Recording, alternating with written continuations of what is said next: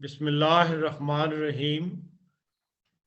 Voice of Germany की उर्दू नशियात में programme मज़ा के साथ आपकी खिदमत में हाजिर हैं। नाज़रीन, आज की जो गुफ्तगू है वो इंडिया और पाकिस्तान की रिलेशनशिप के हवाले से की जाएगी, जिसके लिए हमने मारूफ दानिश्वर सहाफ़ी कारनवीस जनाब सलमान आबिद साहब को अपने साथ लिया है। उनसे आज हम मौजूदा हालात पर इस हवाले से गुफ्तगू करेंगे। आप 5 किताबों के मुसन्निफ़ हैं और मईशत पर और सियासी हालात पर आप जो है इन किताबों को लिख चुके हैं। इसके अलावा जो थिंक टैंक हैं उनके भी आप मेंबर्स हैं और अक्सर आप लेक्चर्स के लिए बाहरी दुनिया में तशरीफ़ ले जाते हैं। जी सलमान आबिद साहब, अस्सलाम वालेकुम। जी वालेकुम सलाम सर, कैसी तबीयत है आपकी? ठीक ठाक है? हाँ जी, अल्लाह का फजल है, आप भी ठीक हैं? जी अल्लाह का शुक्र सर। आबिद साहब, पिछले दिनों कुछ माहौल बना था कि शायद इंडिया पाकिस्तान की जो रिलेशनशिप है उसमें कुछ बेहतरी की सूरत पैदा हो, चाहे तिजारत के जरिए ही कुछ आगाज की होने लगा था, लेकिन बात फिर जो है वो पीछे हट गई। और ये मामला जो है ये कब तक चलता रहेगा? जब टमाटर और प्याज आ सकते हैं तो चीनी या दूसरी चीजें क्यों नहीं आ सकती? क्योंकि हम दुनिया में देखते हैं कि सारी दुनिया में जो तिजारत है वही हालात को ठंडा करती है और उसी से जो है गवर्नमेंटें एक दूसरे के करीब आती हैं। देखिए जी, पहले तो बहुत शुक्रिया, आपने मुझे मौका दिया।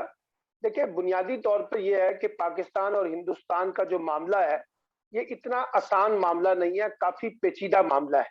और बदएतमादी जो है पाकिस्तान और हिंदुस्तान के दरमियान बहुत पाई जाती है, जिसकी वजह से बहुत सी जो चीजें नॉर्मलाइजेशन के लिए जरूरी होती हैं, अनफॉर्चुनेटली हम वो नहीं कर सके हैं। और जो इनिशिएटिव्स हैं हिंदुस्तान और पाकिस्तान को मिलकर लेने चाहिए नॉर्मलाइजेशन के कॉन्टेक्स्ट में, उसमें भी हम जो है सियासी हिचकिचाहट का मुजाहरा करते हैं। अभी जो हालिया डेवलपमेंट हुई है इसके पीछे तो अमेरिका का बहुत बड़ा हाथ था, और अमेरिका चाहता था कि पाकिस्तान और हिंदुस्तान के दरमियान एक नॉर्मलाइजेशन को बिल्ड किया जाए, और उधर से चाइना भी इस तरह की अब चाहता है कि नॉर्मलाइजेशन हो। ये जो नरेंद्र मोदी ने हमें खत लिखा है, इस खत को किसी सियासी तनाई में मत देखें। यानी इसका मतलब ये है कि जो मोदी कल तक हमसे बिल्कुल बातचीत करने के लिए तैयार नहीं था, उसने एक खत लिखकर बकायदा पाकिस्तान भारत के ताल्लुकात की बेहतरी की बात की है, एक बात। और उसका जवाबी खत भी हमने लिख दिया। फिर सीज फायर होया, आपने देखा। फिर इंडस वाटर के हवाले से एक वफद दिल्ली गया। तो बहुत से अच्छे इनिशिएटिव्स हुए जिसका हिंदुस्तान ने हमें रिस्पॉन्स दिया, और हमने भी जवाबी तौर पर फिर बड़ा अच्छा रिस्पॉन्स दिया। प्राइम मिनिस्टर ने एक जवाबी खत लिखा। उसके बाद इस्लामाबाद सिक्योरिटी कॉन्फ्रेंस में प्राइम मिनिस्टर की और जनरल बाजवा की, फौज के सरबराह की तकरीरें हुई, जिसमें उन्होंने एक नैरेटिव बिल्ड करने की कोशिश की कि हम अपने खित्ते के ममालिक से बेहतर ताल्लुकात चाहते हैं, तिजारत को बुनियाद बनाना चाहते हैं, इकॉनमी को बुनियाद बनाना चाहते हैं, आगे बढ़ना चाहते हैं, माजी को दफन करना चाहते हैं। ये सारी बातें हुई हैं। लेकिन अब मसला ये है कि हमारे यहाँ हमने ऐलान तो कर दिया कि हम तिजारत को ओपन कर रहे हैं, और ये बड़ी उजलत में हुआ। वजारत खारजा को, हमारे सिक्योरिटी इदारों को और कैबिनेट के बहुत से लोगों को पता नहीं था। वजीर जो अपना तिजारत का वजारत है उसने ऐलान तो कर दिया, लेकिन अगले दिन जब दबाव का सामना करना पड़ा तो हमने ये फैसला वापस लिया और इसको मशरूत किया कश्मीर के साथ। देखिए, पहले ही पाकिस्तान में एक इल्जाम लग रहा है इस हुकूमत के ऊपर और इस एस्टेब्लिशमेंट के ऊपर अपोजिशन की तरफ से कि उन्होंने कश्मीर के ऊपर सौदा कर लिया है और कश्मीर का मामला दबा दिया है, बेच दिया है। ऐसे मौके पे अगर तिजारत का इनिशिएटिव लिया जाता तो यकीनी तौर पे अपोजिशन जमातों ने यहाँ तूफान बदतमीजी मचा देना था और कहना था कि कश्मीर पर समझौता कर लिया गया है और कश्मीर पर कंप्रोमाइज हो गया है, और पहले ही हम कहते थे कि इमरान खान की हुकूमत कश्मीर का सौदा कर चुकी है। तो इस तनाजुर में पाकिस्तान का एक रियासती मौकफ है और हमारी खारजा पॉलिसी जो है या इलाकाई पॉलिसी है, उसमें कश्मीर एक हॉट इशू है। अब मसला यह है कि कहीं हिंदुस्तान भी तो कोई इनिशिएटिव लेना ताकि सिचुएशन को नॉर्मलाइजेशन करने का मौका मिलता। मसलन अगर हिंदुस्तान ये इनिशिएटिव ले ले कि जी मकबूजा कश्मीर में जो कर्फ्यू लगा है, हम फिलहाल कर्फ्यू का खात्मा करते हैं और कश्मीर समेत तमाम मामलात के ऊपर जो है हम कंपोजिट डायलॉग की बात करते हैं, तो बात आगे बढ़ सकती है। लेकिन अगर भारत ये तवक्को रखता है कि सब कुछ पाकिस्तान ने करना है और कश्मीर के ऊपर उसका अटूट मौकफ जो है उसमें कोई लचक पैदा नहीं होती, तो फिर पाकिस्तान के लिए भी बड़ा मुश्किल है कि वो इस तरह की तिजारत की तरफ जो है वो आगे बढ़ सके। लेकिन आबिद साहब, जो बैक चैनल डिप्लोमेसी की बातें हो रही हैं कि वो चल रही है, तो उसका फिर क्या मौजू है? अगर वो भारत को भी प्रेशराइज नहीं कर रहे कि भाई वो पीछे हट जाए किसी मामले में, तो नहीं, मेरा ख्याल है कि आपको याद होगा कि बाइडेन जो है अपनी इलेक्शन कैंपेन में और कमला हारिस जो वाइस प्रेसिडेंट है अपनी कैंपेन में कश्मीर के बारे में बहुत जिक्र करते थे और कहते थे कि हम जब इक्तदार में आएंगे तो कश्मीर के मसले को रिजॉल्व करने की कोशिश करेंगे।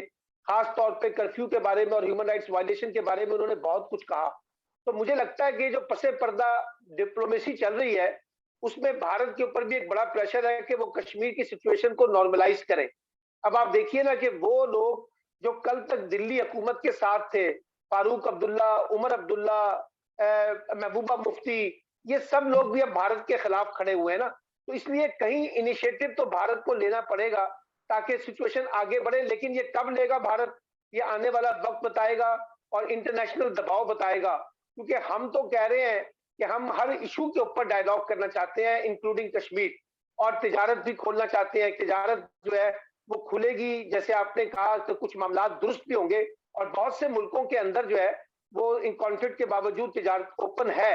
लेकिन पाकिस्तान का मसला इस वक्त बड़ा हॉट है कश्मीर के कॉन्टेक्स्ट में, और हमारी सारी पॉलिटिक्स जो है डोमेस्टिक पॉलिटिक्स में वो एक हॉट इशू के तौर पे रहता है। हुकूमत भी उसे अपने हक में इस्तेमाल करती है, अपोजिशन भी इस्तेमाल करती है। तो मेरा ख्याल है कि गेंद बुनियादी तौर पे भारत की कोर्ट में है। और एक अच्छी बात जो मुझे भारत के बारे में कहनी है कि आपने देखा कि तिजारत का जब फैसला वापस लिया गया तो भारत ने कोई सख्त रद्द-ए-अमल नहीं दिया। अब मोदी की हुकूमत जो है और खुद नरेंद्र मोदी जो है वो बहुत ज्यादा पाकिस्तान बैशिंग नहीं कर रहे हैं और बहुत ज्यादा कशीदगी वाला माहौल भी नहीं पैदा कर रहे हैं। तो मुझे लगता है कि ये बर्फ आहिस्ता आहिस्ता पिघलेगी, आगे बढ़ेगी।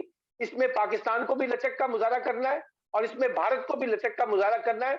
और अपने अपने जो मौकफ्स हैं उनके अंदर अगर हम फ्लेक्सिबिलिटी नहीं पैदा करेंगे तो फिर बात कैसे आगे बढ़ेगी।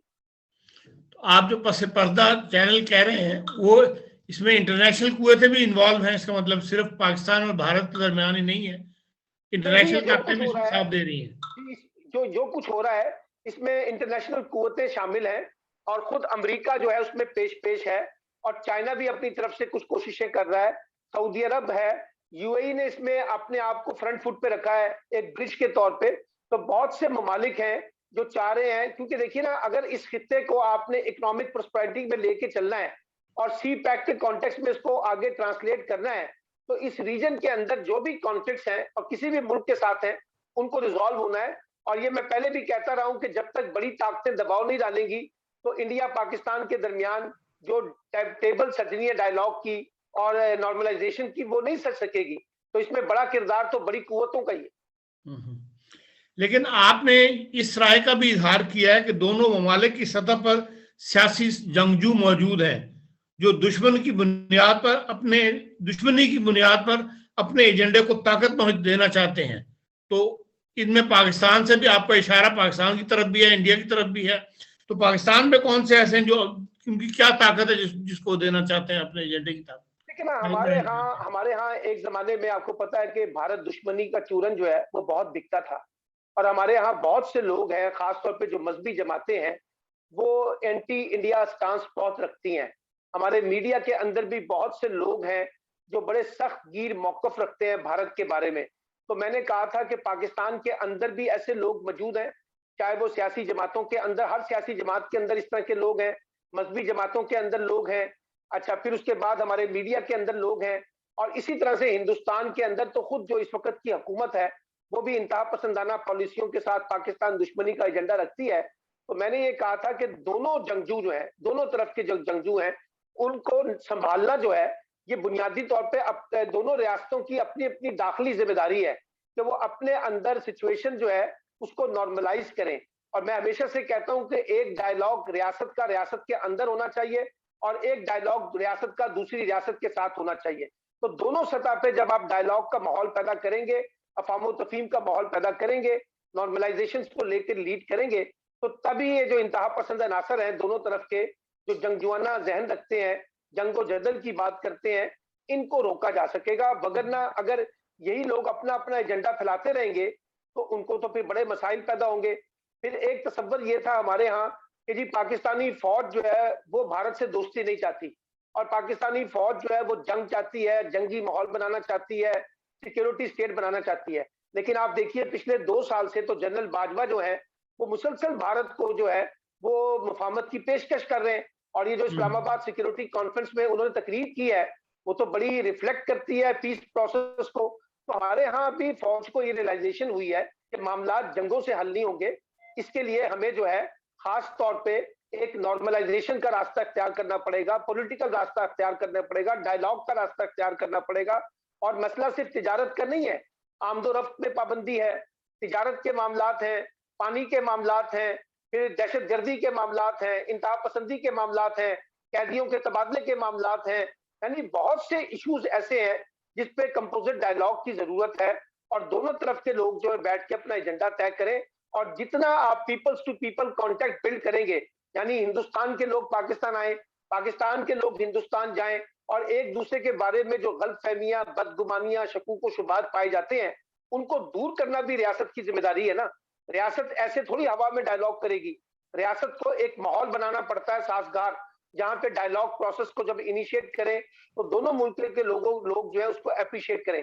और मैं खास तौर पे कहना चाहता हूँ इरफान साहब कि जो दोनों सतह का जो मीडिया है और खास तौर पे जो इंडिया का मीडिया है वो जिस एग्रेशन के साथ पाकिस्तान दुश्मनी की बातें करता है उसको भी नॉर्मलाइज होगा। और फिर पाकिस्तान के मीडिया के अंदर भी जो लोग जो है एंटी इंडिया कॉन्टेक्स्ट को बहुत ज्यादा उजागर करते हैं, हमें थोड़ा सा अपने एजेंडे के अंदर जो है ना एक रिवर्स गियर लगाना पड़ेगा। और वो रिवर्स गियर जो है वो पीस प्रोसेस का हो सकता है, उसी को बिल्ड करने की जरूरत है। लेकिन हम तो जब भी एजेंडे पे बात करते हैं तो हम तो सबसे पहले कश्मीर को आगे रखते हैं ना, और भारत कश्मीर पे बात नहीं करना चाहता, इसलिए जो भी बातचीत शुरू होती है वो शुरू में ही खत्म हो जाती है। जो आपने पीपल टू पीपल कॉन्टेक्ट कहा है, अगर इस किस्म की चीजें पहले एजेंडे में रखी जाएं, इन पे एग्रीमेंट कर लिए जाएं, तो उसके बाद फिर जो सियासी एजेंडा है वो भी नहीं, मैं आपसे इत्तेफाक करता हूँ, ये मंतक जो है ना कि पहले कश्मीर का मसला हल करो फिर बाकी बातें होंगी, ऐसा तो नहीं होगा। लेकिन कम से कम डायलॉग के नुकात हैं उस पर कश्मीर के एजेंडे पे भारत इत्तेफाक तो करे ना कि वो इस पे डायलॉग करना चाहता है। वो तो ये कहता है कि डायलॉग ही नहीं हो सकता, जब वो कहता है डायलॉग नहीं हो सकता तो फिर बात कैसे आगे बढ़ेगी। यानी मैं नहीं कह रहा कि आज रात में हमने कश्मीर का मसला हल कर लेना है, लेकिन भारत ये बात की जमानत तो दे कि कश्मीर के इशू को हम डायलॉग प्रोसेस के तहत रिजॉल्व करते हैं। लेकिन अगर वो अटूट अंक है, वो कहे जी 370 को और 35A को हमने खत्म ही नहीं करना और किसी तरीके से वहां पे जो इस वक्त ह्यूमन राइट्स वायलेशन है उसको नहीं खत्म करना, तो फिर डायलॉग प्रोसेस कैसे आगे बढ़ेगा। हमारा मौकफ ये है, ये नहीं कह रहे कि जी पहले कश्मीर का मसला हल कर दें, हम कह रहे हैं कश्मीर को भी डायलॉग का हिस्सा तो बनाए ना, उसमें गुफ्तगू तो हो, कम से कम बातचीत तो हो दो तरफा। लेकिन अगर वो बातचीत नहीं करेंगे तो फिर बाकी इश्यूज, अब देखिए ना तिजारत के इश्यूज पे तो हिंदुस्तान कई वर्षों से हमें कह रहा है कि कश्मीर के मसले को पसे पुश डाल दो और आओ तिजारत करते हैं। लेकिन अगर यही तिजारत हमने अब करनी है और कश्मीर पे कोई उनसे कंफर्मेशन नहीं लेनी है तो फिर कैसे बात आगे बढ़ेगी। ये तो मोदी साहब एक ऐसी हुकूमत आ गई है जो इस बात पे अड़ी हुई है, वरना जो आगरा के अंदर गुफ्तो शनीद की थी जनरल मुशर्रफ साहब ने, वो काफी बात आगे बढ़ गई थी। इसके अलावा जनरल जियाउल हक भी क्रिकेट डिप्लोमेसी के थ्रू बात को आगे बढ़ाने के लिए तैयार हो गए थे। अब ये हठधर्मी जो है मोदी हुकूमत की तरफ से शो की जा रही है। बदकिस्मती है कि नरेंद्र मोदी की हुकूमत जो है वो जिस इंतहा पसंद पॉलिसी के ऊपर चल रही है, और अब जाके मैंने कहा कि थोड़ा सा हम देख रहे हैं कि लचक आई है, अब वो रवैया नहीं है जो पहले था। तो अगर वो उस रवैये से बाहर नहीं निकलेंगे तो जो भी, चाहे वो ऐलान लाहौर का मामला था, आगरा वाला मामला था, जनरल मुशर्रफ के दौर में डेवलपमेंट्स हुई थी, नवाज शरीफ के दौर में डेवलपमेंट्स हुई थी, उन्हीं को बुनियाद बना के हमने आगे बातचीत करनी है ना। और मैं समझता हूँ, क्योंकि मैंने वो खुर्शीद कसूरी साहब की किताब पढ़ी है जो बतौर वजीर खारजा उन्होंने सारा तजर्बा किया इंडिया पाकिस्तान का, वो जगह जगह कहते हैं कि जनरल मुशर्रफ वाला जो फार्मूला है वो वायबल था, अगर उसको आगे बढ़ाया जाता तो बात आगे बढ़ सकती थी। लेकिन वहां के हिंदुस्तान के भी जो बेशुमार लोग हैं उन्होंने माहौल को उस तरह से साजगार नहीं बनने दिया।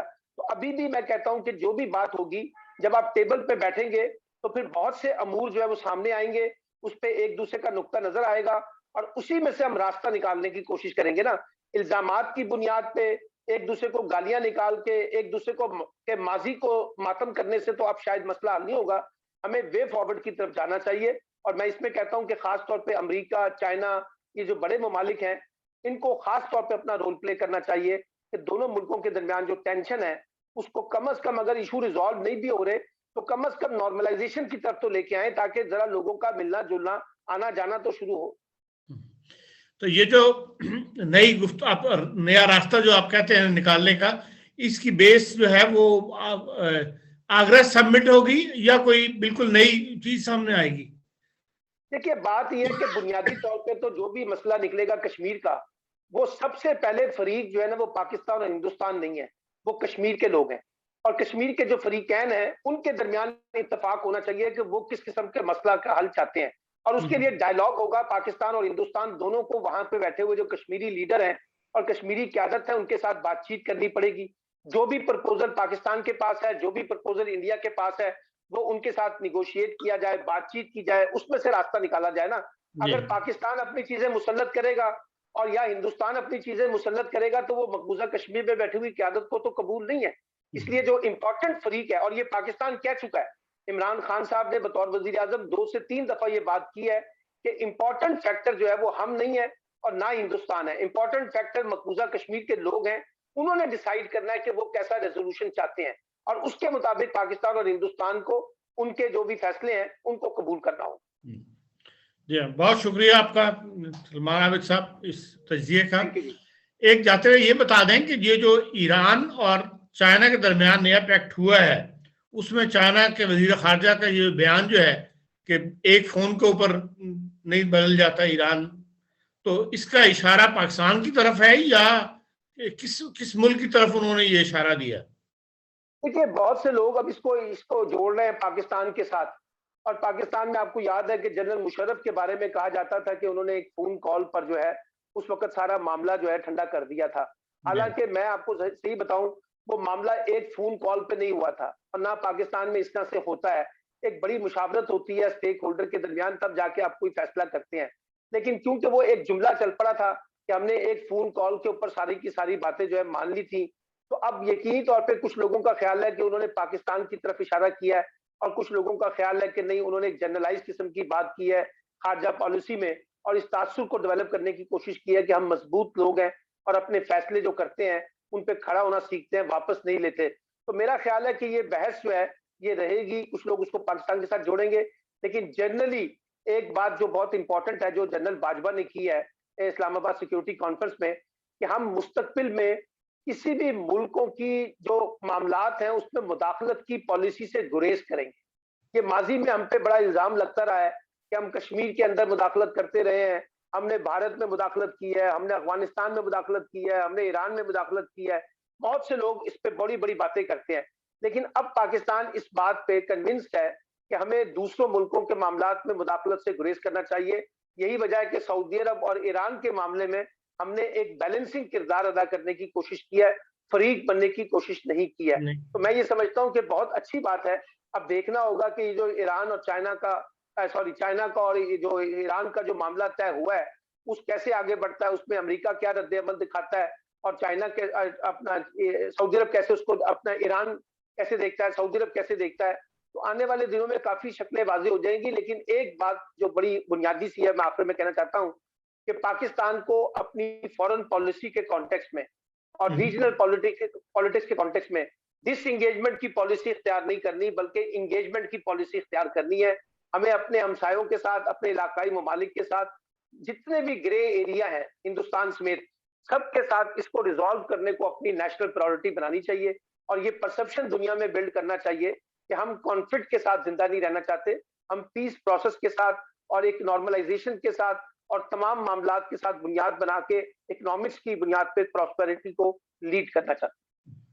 ये बात दुनिया को भी बावर करवानी चाहिए ना पदार्थ खारजा को। मैं ये कह रहा हूँ कि जो पाकिस्तान को अपनी फॉरेन पॉलिसी में, अपनी डिप्लोमेसी में, अपनी सफारतकारी के महाज पे इस नैरेटिव को ज्यादा बिल्ड करने की जरूरत है, क्योंकि माजी में हमारे बारे में ये परसेप्शन रहा है कि हम टेररिज्म और टेररिस्टों को सपोर्ट करते हैं और हम कॉन्फ्लिक्ट्स को पैदा करते हैं। तो मेरा ख्याल है कि अब राइट टाइम है कि हम अपनी फॉरेन पॉलिसी में एक एग्रेसिव नैरेटिव ये बिल्ड करने की कोशिश करें कि हम कॉन्फ्लिक्ट के साथ जिंदा नहीं रहना चाहते और बल्कि सबके साथ बेहतर ताल्लुकात चाहते हैं, और इसी बुनियाद पे अब अपना वर्ल्ड परसेप्शन जो है हमें दुरुस्त करना होगा।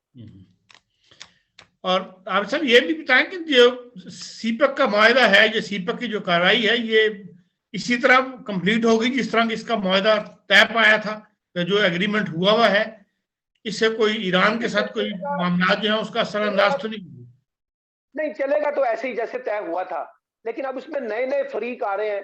पिछले दिनों आपने देखा कि जनरल बाजवा ने अफगानिस्तान को भी फरीक बनाने की बात की है, उससे पहले कतर की बात हुई थी, फिर सऊदी अरब की बात हुई है। तो बहुत से ममालिक जो है इसका हिस्सा बनेंगे, लेकिन जो पहला रोड मैप बना हुआ है उसी के मुताबिक जो है ना उसको लीड करना पड़ेगा, और उसमें बाकी लोगों की शराकतदारी जो है उसको यकीनी बनाना होगा, ताकि लोगों की ज्यादा से ज्यादा इकोनॉमिक इंटरेस्ट जो है वो इस रीजन के साथ डेवलप हो। क्योंकि जब जितने ममालिक के इलाकाई मुल्कों के इकोनॉमिक इंटरेस्ट डेवलप होंगे ना, तो वो अपने कॉन्फ्लिक्ट को पीछे छोड़ के अपने इकोनॉमिक इंटरेस्ट को फिर लीड करेंगे। लेकिन जो इकोनॉमिक से नया डेवलप एक ब्लॉक बन जाएगा, उससे बड़ी ताकतें डिस्टर्ब नहीं होंगी। देखिए यही तो चीज है कि अब जो इस वक्त हम बात कर रहे हैं, देखिए पहली दफा 9 साल के बाद पाकिस्तान में रूस के वजीर खारजा आए हैं, और ये बहुत बड़ी डेवलपमेंट है पाकिस्तान के अंदर। आज वो वजीर आजम से भी मिले हैं, आर्मी चीफ से भी मिले हैं। तो मैं ये समझता हूं कि रीजन के अंदर बड़ी तब्दीली आएगी। आपने बिल्कुल दुरुस्त कहा है, चाइना, रशिया, मलेशिया, तुर्की, ईरान, पाकिस्तान, ये बेल्टें अपने आप के अंदर एक दूसरे के करीब आ रही हैं। और इसी तरीके से हमने अभी देखा है, पिछले दिनों एक ब्लॉक बना है, ऑस्ट्रेलिया, जापान, इंडिया, अमेरिका का ब्लॉक बना है, ठीक है ना। तो ये ब्लॉक्स जो बन रहे हैं, इसके अंदर अभी काफी रीशफलिंग होनी है। तो देखा जाएगा कि आने वाले दिनों में ये ब्लॉक्स किस शक्ल में सामने आते हैं और किस हद तक एक दूसरे के साथ कोलैबोरेटिव एटीट्यूड अख्तियार करते हैं या कॉन्फ्लिक्ट्स को पैदा करेंगे। क्योंकि कॉन्फ्लिक्ट पैदा होगा तो यकीनी तौर पर इकोनॉमिक इंटरेस्ट जो है वो सबके डिस्टर्ब होंगे। बहुत शुक्रिया सलमान आबिद साहब आपके तजिए का और आपकी सारी गुफ्तगू का। जी नाज़रीन, आपने सलमान आबिद साहब की गुफ्तगू सुनी और उन्होंने एक उम्मीद दिलाई है कि जो भारत के साथ मुस्तकबिल करीब में जो तल्लुकात जो है वो बेहतरी की तरफ माइल होंगे और कोई ना कोई नया रास्ता जो है वो पैदा होगा। और खुदा करे कि ऐसा ही हो और पाकिस्तान और भारत के दरमियान जो है जो दुश्मनी है उसमें कम से कम कमी आए। जी नाज़रीन, ये था हमारा आज का प्रोग्राम। इसके साथ ही हमें इजाज़त दीजिए। कल फिर एक नए मेहमान के साथ, एक नए मौजू के साथ आपकी खिदमत में हाजिर होंगे। अल्लाह हाफिज़।